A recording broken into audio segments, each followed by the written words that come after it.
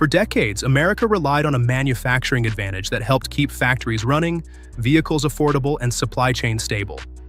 Now that advantage is under growing pressure.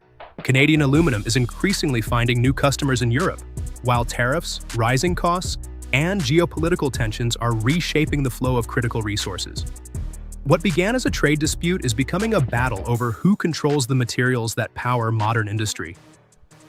Welcome back to your ultimate pit stop, Piston Pundit.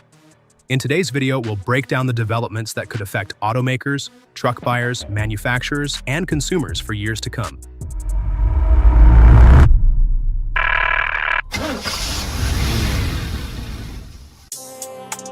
Number 5. North America's aluminum empire built on Canada. For decades, aluminum symbolized one of North America's most successful industrial partnerships. The United States provided massive manufacturing demand, while Canada supplied large volumes of aluminum powered by abundant hydroelectric energy. That advantage was especially visible in Quebec, home to 9 of Canada's 10 primary aluminum smelters, with the 10th operating in Kitimat, British Columbia. The arrangement benefited both economies. Canadian producers supplied the metal, while American factories turned it into vehicles, aircraft, electrical systems, beverage cans, and countless industrial products. By 2024, Canada exported roughly 13.4 billion Canadian dollars worth of aluminum, with more than 94% heading to the United States. Yet America's own smelting capacity steadily declined, creating a growing dependence on imported aluminum. But dependence rarely becomes a concern until the rules of trade begin to change. And that's exactly what happened next. Number 4. Trump's tariffs, the shift nobody expected. The relationship began changing when aluminum tariffs altered the economics of cross-border trade. The United States imposed a 25% tariff on Canadian aluminum in March 2025, and later increased it to 50% in June. The goal was to encourage domestic production and reduce foreign dependence. Instead, Canadian producers started expanding into other markets, with Europe emerging as a major destination. Reports showed EU-bound shipments rising sharply after the tariffs took effect, while Canada's share of total US aluminum imports declined significantly. Europe's interest was easy to understand. Canadian aluminum offers a lower carbon footprint thanks to hydroelectric power. As trade uncertainty increased, producers diversified their customer base, creating new pricing pressures for American manufacturers. But as Canadian aluminum became less dominant in the US market, American buyers had to find new suppliers, and that solution brought an entirely new set of risks. Number 3. America's backup plan runs into trouble.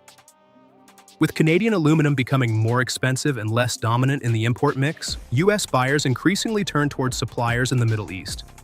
Nations such as the United Arab Emirates, Bahrain, Qatar, Saudi Arabia, Kuwait, and Oman gained importance within America's aluminum supply network. The problem is geography. Much of this trade depends on the Strait of Hormuz, one of the world's most critical shipping choke points. Any disruption can affect not only energy markets but also aluminum, alumina, and bauxite shipments. For automakers, higher aluminum costs can raise vehicle production expenses. Aerospace firms face sourcing concerns, while beverage can manufacturers and defense contractors worry about long-term supply security.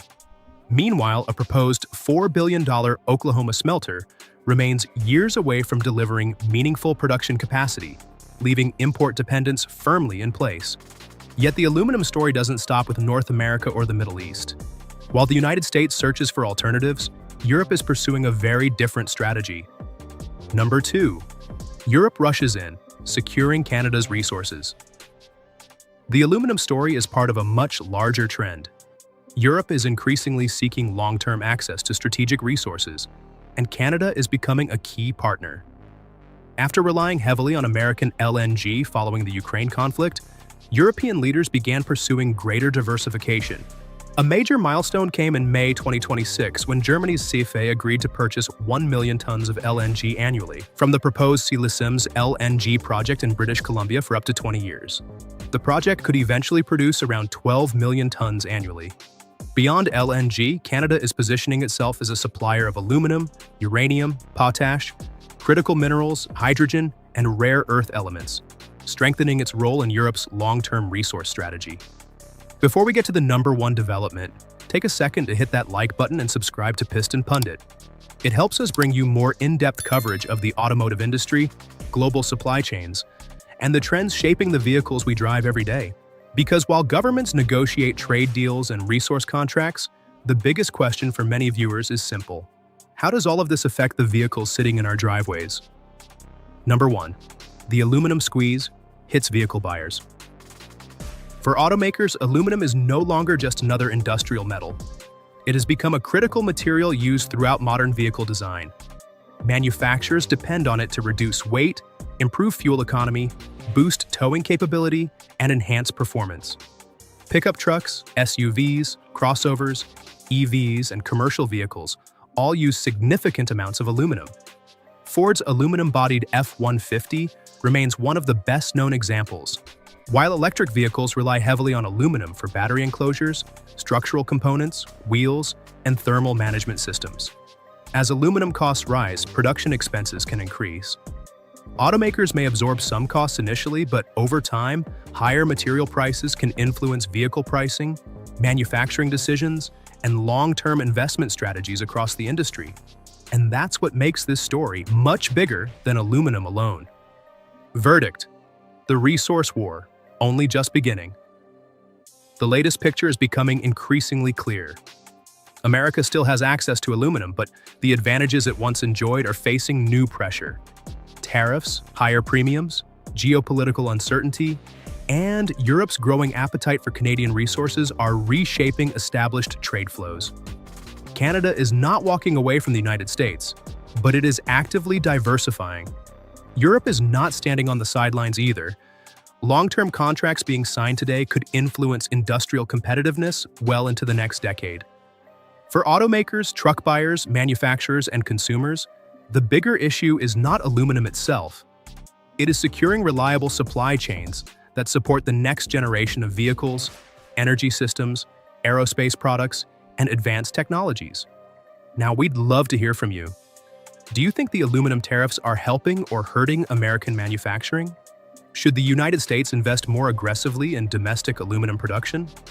And could Europe's growing partnership with Canada permanently reshape North America's industrial advantage? Share your thoughts and experiences in the comments below.